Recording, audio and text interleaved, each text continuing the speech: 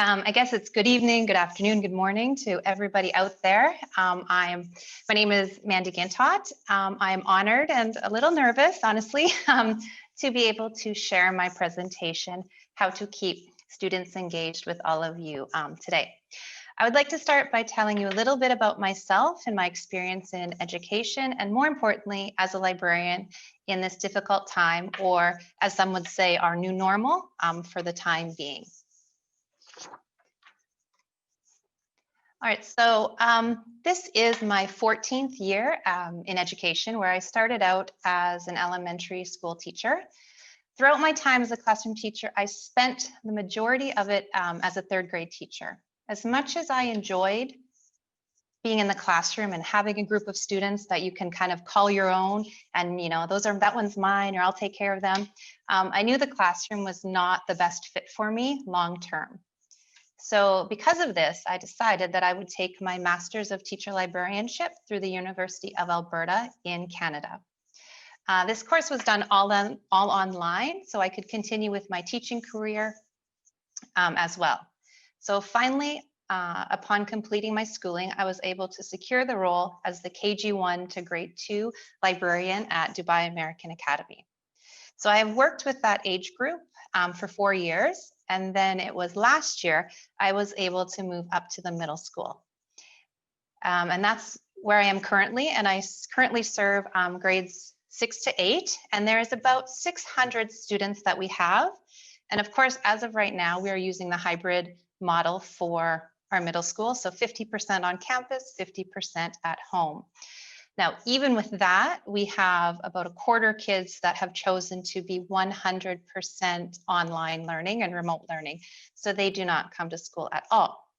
So how this plays out in the library, well, the traffic through the library is down from last year, of course, as there's just not a lot of students in the building, and they are not able to move freely around the building as they have been in the past.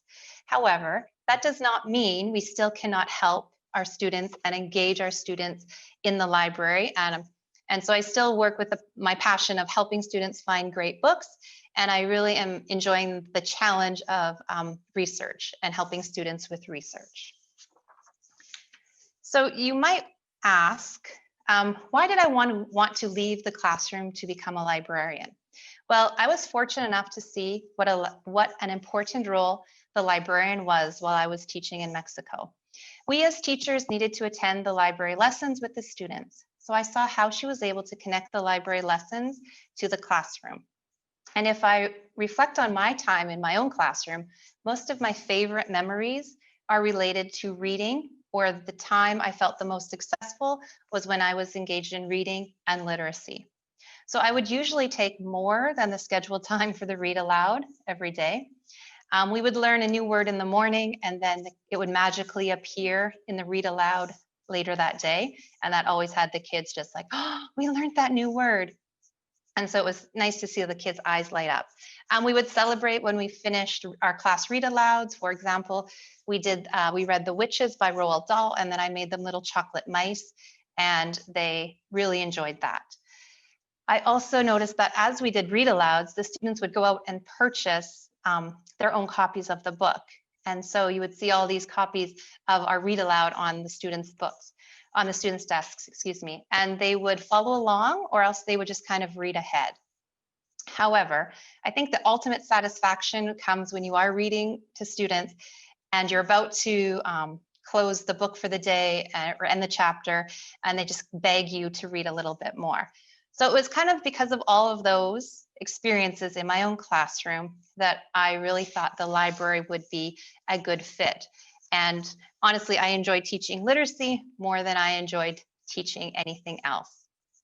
So I just wanted to share a few pictures of my library and what it looked like from last year. And so obviously we are in a new building. It's 4 years old. So the library space is continuing to develop. And so we obviously had teachers in the library teaching classes. We had students at lunchtime reading. They would play chess or checkers. We had some book talks going on, kids browsing for books, checking out books, all sorts of great things happening in the library. And then, as you know, COVID has happened. And this is my library now. There are not a lot of students that come through. They can come and sit down in a few spots, but if you look closely, all that yellow is do not sit here signs. So when I've went from having, a nice robust library with students to this, we obviously have to rethink our practice. Just because it looks like that doesn't mean that we can't still engage our students. So we know that what we do is important, but we also know it has its challenges. And however, we can also look at our current situation as an opportunity for growth within ourselves and our profession. If I've learned anything, it's that we need to be our own advocate. Depending on your school and your administration, you may have been asked to do a lot of tasks that are not library related. In this climate, each situation is different, and I can only discuss my experience and hope some of you will be able to take a strategy or an idea and apply it to your own library and practice. So what we'll be looking at today are these three things. So moving the library beyond our four walls. We're going to be looking at teacher relationships and then how we support the community. And with all three of these, we will be able to engage the students, even if they cannot be in the space and use it how they used to. So beyond our four walls, the first thing that is very important is how do the students access your library? The databases, the catalog, all those great things that you know that you have your hands on, and you need to get it out to the students. So fortunately, we had introduced LibGuides into our middle school at the beginning of last year. Now, if you're not sure what LibGuides it is a web-based platform for libraries to house all the online resources. It's a one-stop shop for teachers and for students. Because I had put this in place and had introduced it to our staff and all our students, the transition to online learning was very successful when we started at the end around March last year. Now, we continue with this year, and I had to do a little bit of changing with the LibGuide, but I also had to go and do a lesson in every single one of my classes to promote the library, to tell the students the library was open, you can come and get a book, because they really were not sure. And we were very strict when students came back to school that, you had to stay in your classroom, you couldn't roam the halls, you could only, go to the washroom, go to the cafeteria and come right back. So students were very respectful of this, but they were also didn't know if the library was open or not. So after I gave the spiel, the library's open, you can check out books, then I also introduced them or reintroduced the students to the LibGuide. The LibGuide houses our library catalog database, screencast videos. So it is that one-stop shop that you need so students can access everything they need outside of your four walls. Like I said, so the LibGuide connects to our library catalog. Now, if you have not gotten your students set up with the library catalog, I would suggest you would do this as soon as possible. Because of COVID, actually, the students are now using the catalog. Before, the kids would just come down to the library, they would browse the books, and lots of them would walk away with no book. No, I don't know, I don't really like that one. However, because they kind of need a direction before they come to the library, the students now are accessing the catalog in their classroom, writing down the call number, and then coming to the library. So these kids are actually more engaged with the process than they were in the past. It's very simple to have them. We have a single sign-on with their Google account, so it's very easy for them to get their books. They can also place books on hold. We have also introduced a new system. I'd like to call it the VIP system. So we have a form on the LibGuide where the students can fill out the form, request the book they want, and then we can either hold it at the library and they will pick it up when they come back because they're on a rotating schedule, or we will deliver it to their homeroom class the next day. And we like to call that the VIP service, and the kids seem to enjoy that. But we do need to let them know that it's open, and we are making adjustments so that they can still engage with literacy and with books at our school.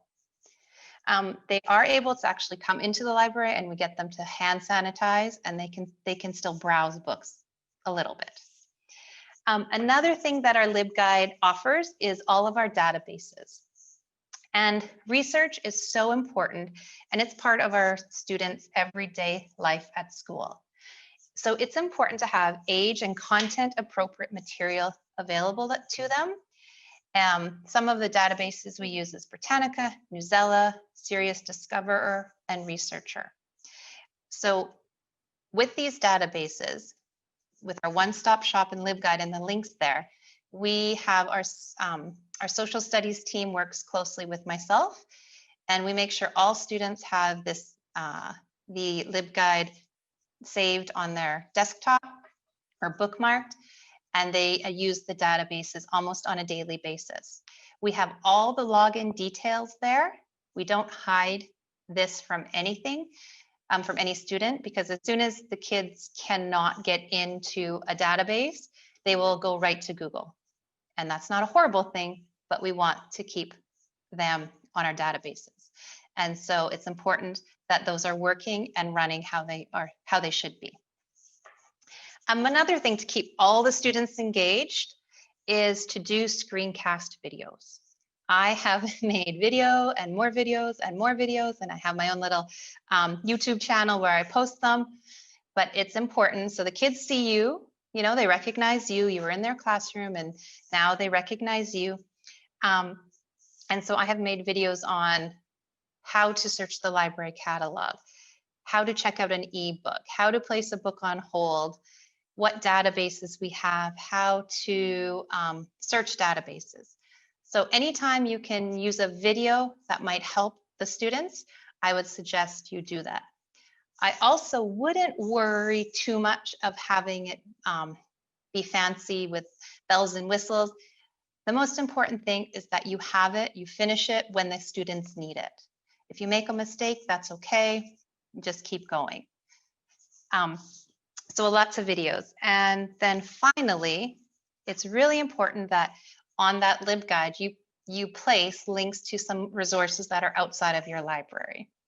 So it's so easy to add these resources for the students. I've just added a section on fact-checking databases.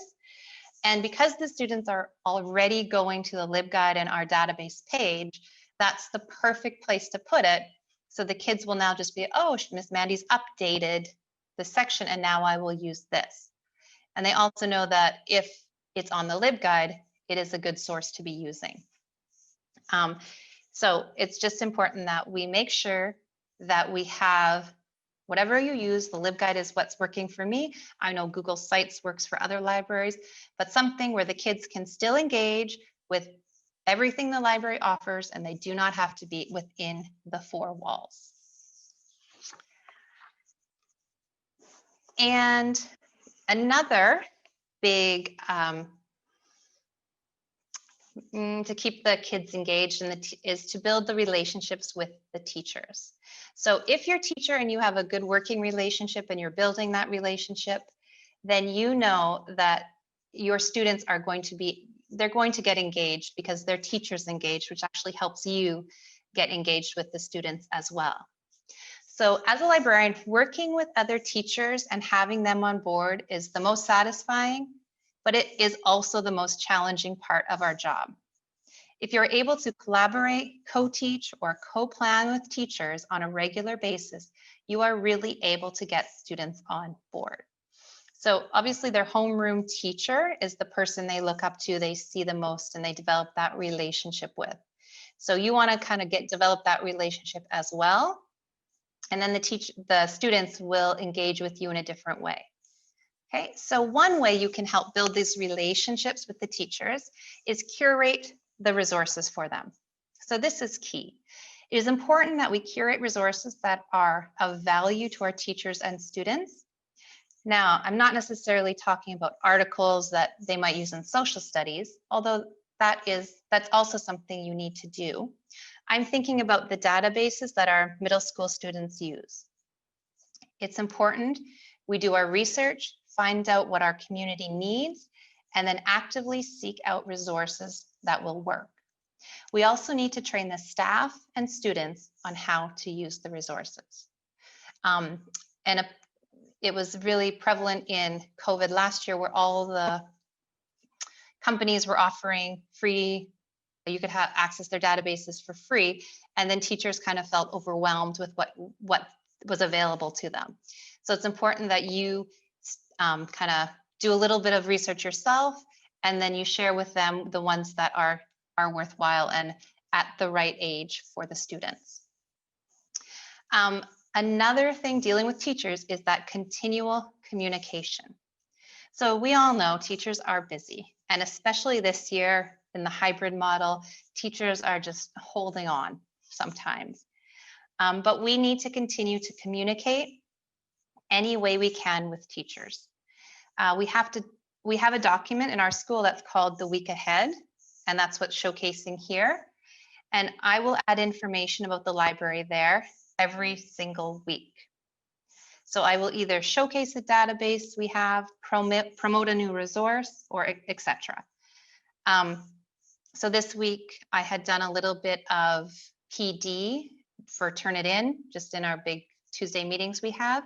And so I just had a reference back to what we did in PD in our professional development. And then I also promoted the Emirates Lit Festival, which is really big here. So continual communication just to keep the teachers knowing what's happening in the library. We also need to check in after team meetings or after meetings.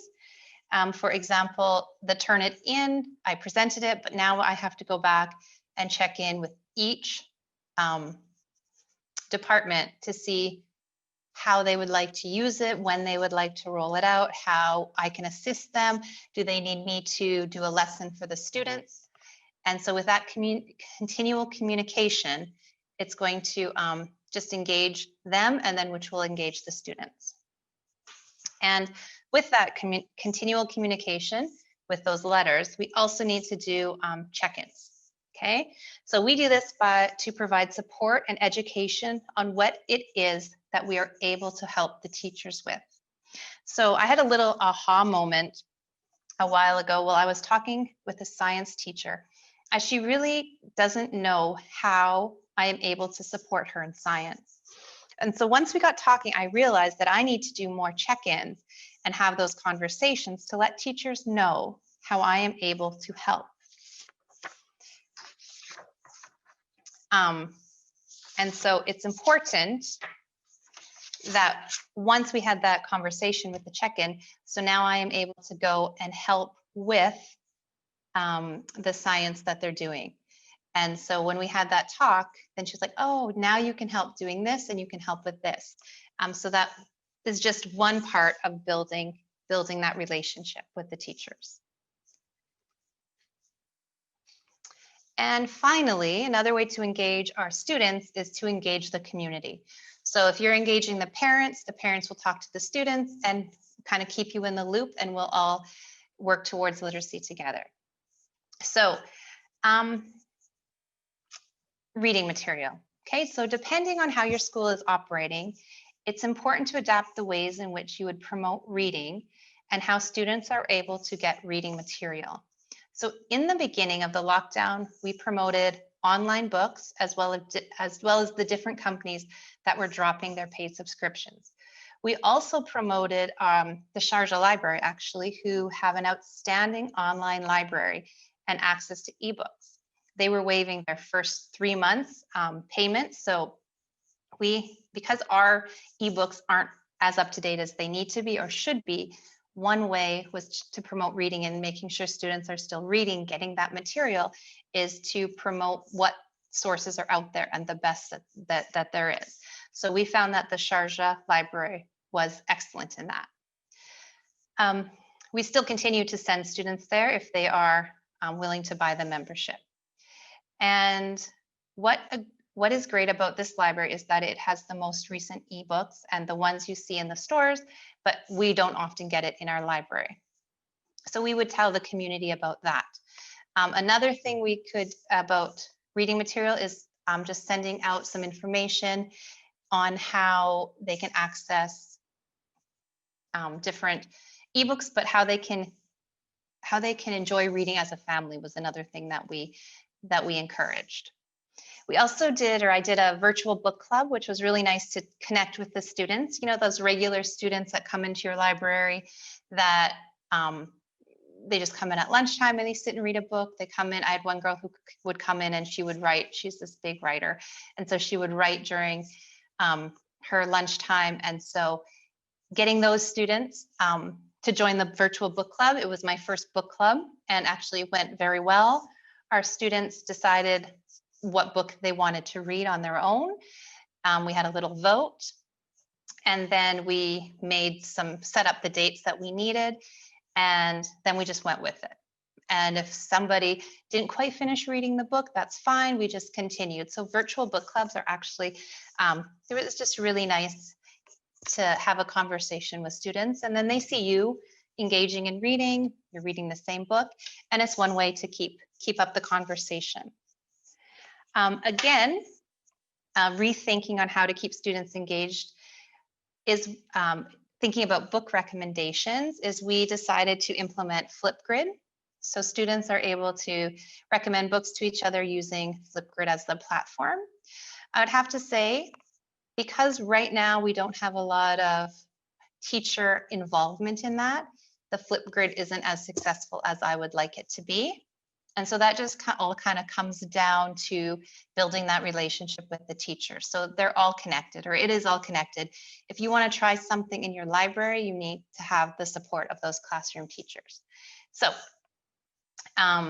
working on the Flipgrid for book recommendations. And then finally, to continue to support your community, there is, our school loves to communicate with parents, and the community, which is great. So we have a whole school newsletter that I try and send something out about the library every 2 weeks. And so for this one, I sent out the British Council, actually their digital library. They have made it free to UAE citizens. So I have sent that out through spots. And so that goes to the whole school. And then I kind of tweak it to go to the middle school, because not every parent reads everything. So then I tweak it to make it fit middle school. And I always make sure I have something in spots in the library to help with communication. So parents know that the library is up and running. They know the resources we have. And I always link it back to our LibGuide, which is kind of like our website, our home base for the library. Another thing is there's a newsletter that goes out to every single grade level every 2 weeks. And I always make sure I write something in there as well. It can be just book suggestions for the month of October, the scary stories, promoting the library catalog, just letting parents know that where to get books, and also letting parents know that they are able to check out books from the library, and we encourage it. And even if their student is 100% remote, they're still able to, we can figure out a way for them to get books. So all of these ways, or all of the things I've talked about, are just different ways to continue that engagement with students, even though you saw my library was empty. But we are still doing our job. We know we're doing our job, and we need to kind of put it out there. So in closing, I would like to say thank you for listening. We are really in a unique situation, and libraries have an important role to play. Thank you.